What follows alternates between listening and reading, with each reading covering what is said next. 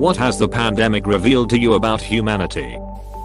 That most people are dependent on very fragile systems. And most systems depend on very fragile people. Amazon has made too much out of this pandemic. We will never, ever survive a zombie apocalypse. I swear it'll happen, and there will be people watching their loved ones get eaten alive on the streets, and screaming it's a hoax. That the us versus them concept is definitely a valid thing. Being in a group can be an integral part of identity, so much so that one can think their whole identity is a group. Doing anything against that group, including support or neutral stance toward another, provokes great fear of losing that part of your identity. Social psychology at its best. I thought people were entitled, selfish, shallow, and terrible before the pandemic, but now, holy shit, came here to say this. Shocked by how many of them are people I know. People are assholes. That we are a mixture of brilliant and incredibly stupid. The stupid side seems to be more vocal. There are people I know that I will never be able to look at in the same way following this. The problem with the world is that the intelligent people are full of doubts, while the stupid ones are full of confidence. Bukowski, your comment immediately made me think of this quote. No, the problem with the world is that everybody who reads this quote thinks that they belong to the intelligent group. We are fucked so hard. Normally it'd be excited for a good, hard fucking. But this is like getting mailed in a rest stop bathroom stall in bummed-out Louisiana without them even extending the courtesy of buying me a McChicken first. That people think the worst can't possibly happen to them, until it does. Yup, statistics are people. I work in retail and I have worked during the whole pandemic so far. The pandemic has revealed to me how rude and selfish people can be. I have met so many people who refuse to wear masks and abuse the exemption rules. All of a sudden, everyone is medically exempt. People were abusing this way out of wearing a mask by lying. And let me tell you, it's easy to tell when people are lying about being exempt from how rude they are and how much they yell at you for store protocols that you don't make. If someone has a medical issue so severe that their life could be at risk when exposed to COVID-19, I'm sure they would take every precaution to stay away from the public. It really frustrates me to see how many people don't care about this virus and don't care who they transmit it to. I have to work because I need to pay rent. But by doing that, I'm putting my significant other at risk, my family, my dad who has diabetes, and many other people. I'm just glad that this thread gets posted every week so we can remind ourselves that people are selfish, shallow pieces of shit and will never change. Amen to that, and not in a good way. We created economy that can very easily collapse under its own weight when we are buying only what we need. In a way, I hope it taught us a lesson about instant gratification, cheap Chinese products and embed consumption. But who am I kidding, right? Question mark. You only needed to see a very slight easing of restrictions to realize that will never ever happen. After the first lockdown in the UK, when the shops started reopening, there were long but queues for everything. All my fears were valid. How horrible and selfish some people can be. That has been the biggest revelation. We are in no way prepared for imminent climate disaster, unless you are a merperson and water is your thing. Canada is. We taxed plant air. Crisis averted. It's no good when you can't defend yourself. That it is very lucky the mortality rate is as low as it is from the Rona. A higher mortality rate would be horrible in theory, but in reality it would most likely lead to a less aggressive outbreak, since dead people don't make other people sick as great as the living ones. You also get a lot less people who aren't afraid of the virus when 15% of victims are dying instead of 1%. They would be much more willing to quarantine. There'd still be a few less, but probably much fewer. As a result, it likely wouldn't spread as fast. His is pure supposition on my part. But I think it's possible that, if corona was 10 times as lethal but identical in every other respect, the death toll, at least in America, might actually be lower. That the Fallout series could probably become reality with how little people try to be human beings. Is that somebody who needs me to kick their ass? People's reliance on media and news that is one-sided. Yes. and how people blindly follow doctors without checking out their credentials. Sorry, a chiropractor and an MD are two very different things. It's a joke. I'm not taking vaccine advice from someone, Abe. That despite 3 or 4 massive economic downturns in the last 30 years, governments for some reason still bail out big businesses over giving the people money to survive. Celebrities aren't shit at the end of the day, no matter what country they come from.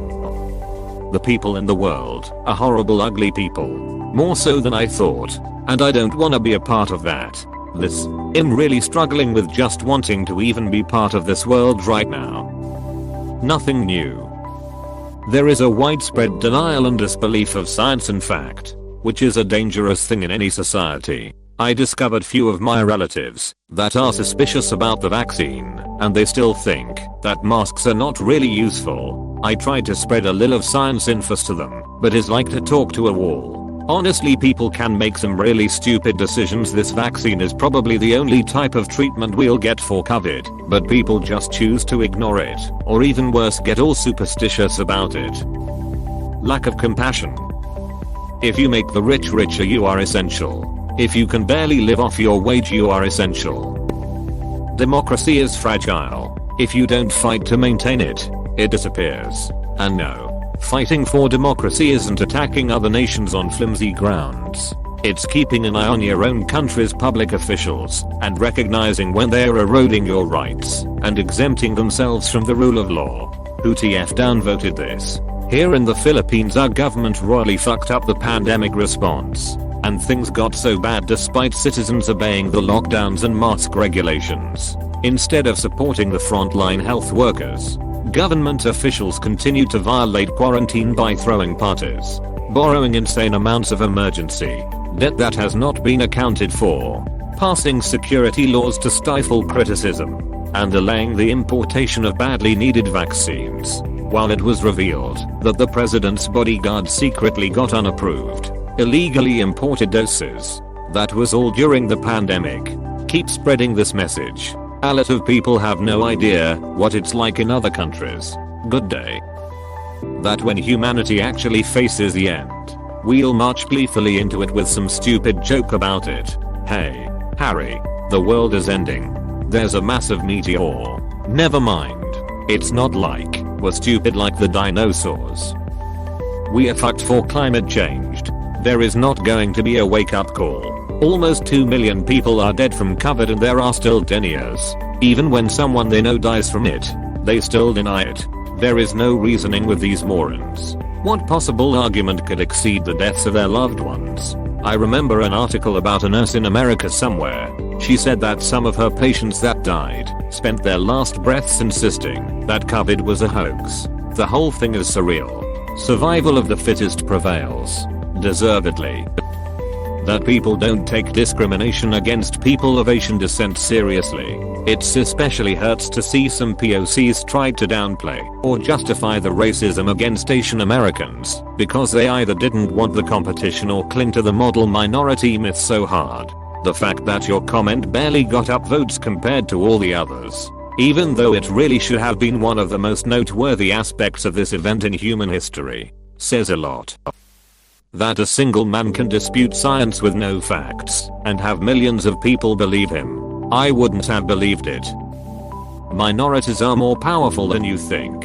The majority of people in a pandemic try to do the right thing, but the minority group is the one causing a lot of problems for the majority. My stupid sense of humor really wants to make a joke about you hating minorities, but I don't think it'd translate well over text. Lol. Yeah, that's a risky one.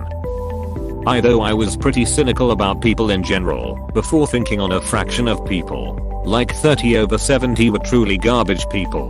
Now I realize I was actually being very generous with my fraction, because now it's more like 60/40. I agree for the most part, but we have to remember that the only people we hear about are the shitheads. We never hear about the of people who are trying.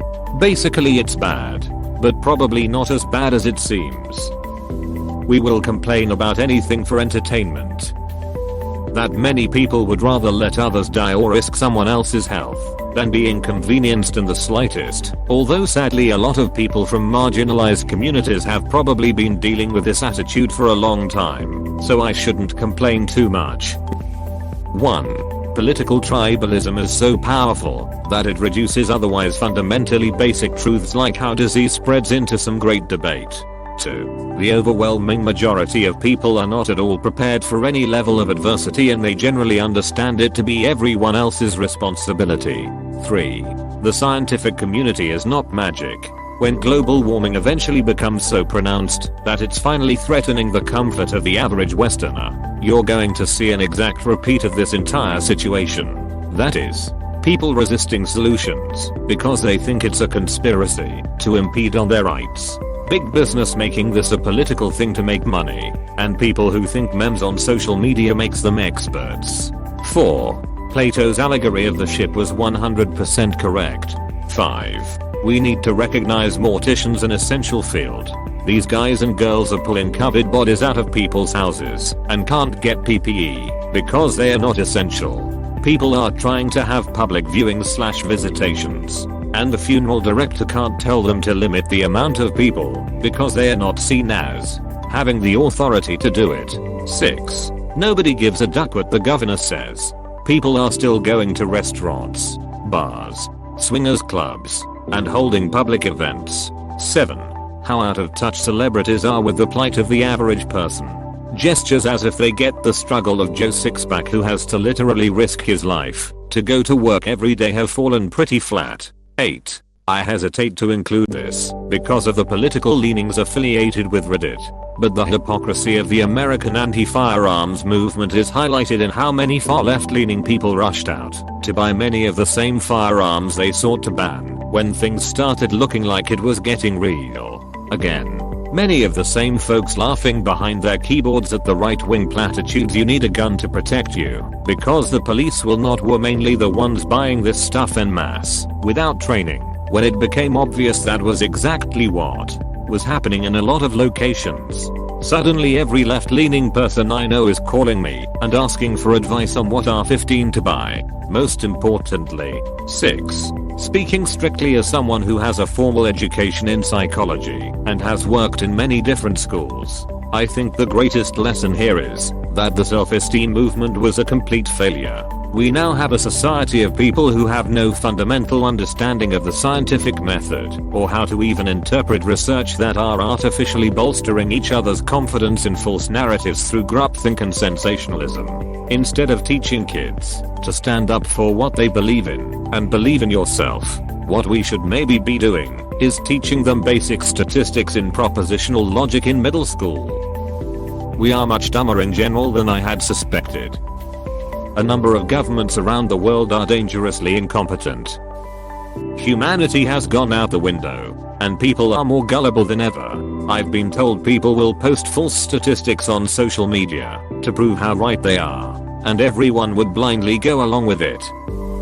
The amount of ignorant people that are willing to accept whatever their politicians and peers tell them. Our leaders are much more incompetent and heartless than I could have ever imagined. There are very few people who are happy to spend time with themselves. It's literally been 9+ months of restrictions. It is healthy to miss social interaction. It is not healthy to spend all day on the computer.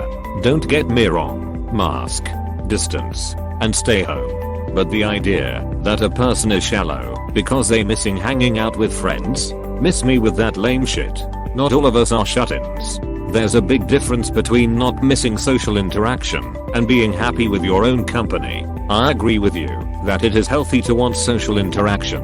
We are social animals. The difference is, the pandemic removed all the social pressures that we put on ourselves, filling up our weekends with social visits, having family over for Christmas, etc. I haven't missed any of those, nor do I feel any worse off for it. If anything, it has been immensely healthy for me to focus on myself for a change, instead of placating the social demands of my life pre-COVID. People in their rush to save the world are very quick to sacrifice things that make it worth saving. People did not come together and realize what truly mattered. Everyone just used the pandemic as another thing to beat their enemies within their mad rush to save the world. It's not enough to save the world. You have to make sure it's worth saving. 1. That if we are willing to destroy trillions of dollars over something with this lower mortality rate, a pandemic with a higher mortality rate would destroy civilization. 2. Our political aristocracy has succeeded in removing barriers to accruing more power by destroying the concept of perspective and moderation. 3. For all their talk about helping the little guy, our political aristocracy will eagerly throw them an anchor as they drown in favor of corporations who can bankroll their campaigns. 4. That media and political aristocracy aren't interested in rallying people in the face of crisis, but dividing them. 5. That far too many people are willing to gauge truth based on who says it rather than what is being said. That the media is toxic. That I have no faith in it. I don't blame you. Thank you for watching. We hope you enjoyed this video. Please subscribe for more videos.